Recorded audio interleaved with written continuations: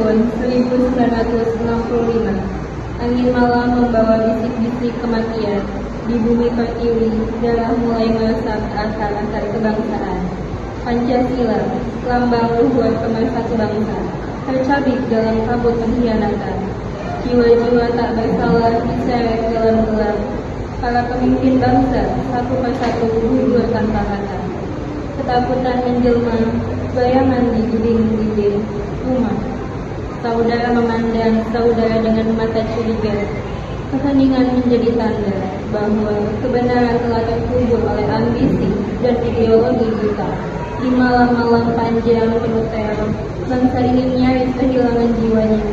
Gotong royong terurai menjadi prasangka. Persatuan retak oleh bisik adu domba. Namun dari celah-celah retakan itu masih ada cahaya kecil, harapan yang bertahan di dada orang yang tetap setia kepada tanah ini, kepada kemanusiaan, kepada Pancasila. Tahun 1965, kala gelap menelan nurani, Pancasila yang mempersatukan tercantik oleh fitnah dan darah. Di desa Sukasari, ketakutan merayap dari pintu ke pintu, dan persaudaraan mulai dibuka.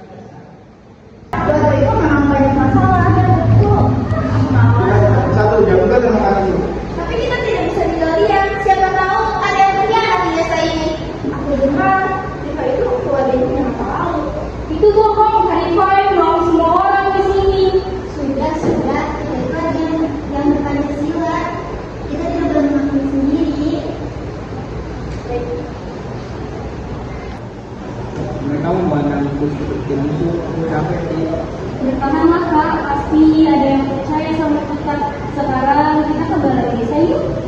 Saudara-saudara, kita tidak boleh tinggal diam. Aku yakin di desa kita ini ada simpatisan. Betul. Tapi kan kita nggak bisa asal berpasang kayak gitu. Dia, Rifai, adanya burung tadi yang sering ikut rapat Jumat. Jangan kita aku Andi, apa salah Rifai? Sejak kecil dia kerja keras dan keluarga. Bahkan ajari anak-anak baca tulis. Itu bukan perbuatan pengkhianat. Itu bisa jadi topeng, Siti. Cara halus untuk menipu kamu semua.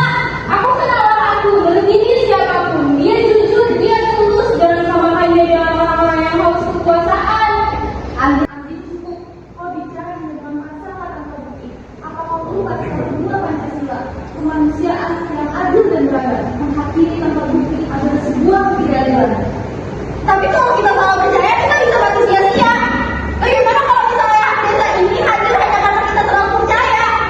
Sekali itu betul, tapi menghakimi dan pembuktian tujuan kita dari dalam. Apakah mau desa ini hancur karena rasa curiga yang kamu kenal?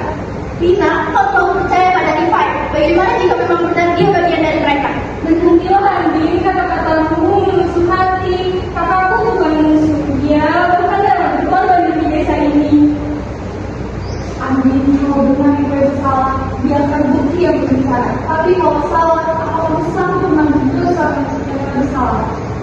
Cukup. Saya semua lupa bahwa bangsa ini berdiri di atas Pancasila. Apa yang akan terjadi jika fitnah dan amarah menguasai? Desa ini akan hancur, bahkan sebelum datang. Tapi Romo, bagaimana jika memang itu benar? Apa kita harus diam saja? Waspada itu perlu lagi, seperti jangan sampai waspada menjadi kebencian kita. Jika kita memiliki bukti, kita sama saja dengan orang lain yang percaya. Saudara-saudara, aku temukan dokumen ini di gudang Rifai. Bukti bahwa dia simpatisan kiri. Ya Allah, tidak, kita harus bertindak. Itu bohong, itu hanya dokumen soal yang aku dapatkan dari kebakaran. Jangan percaya.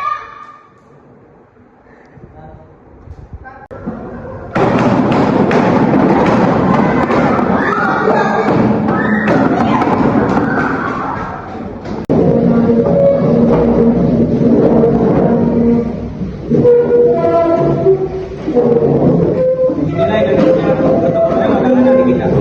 Pancasila. Dari sini kita belajar, badai boleh datang, tapi persatuan kita tidak boleh.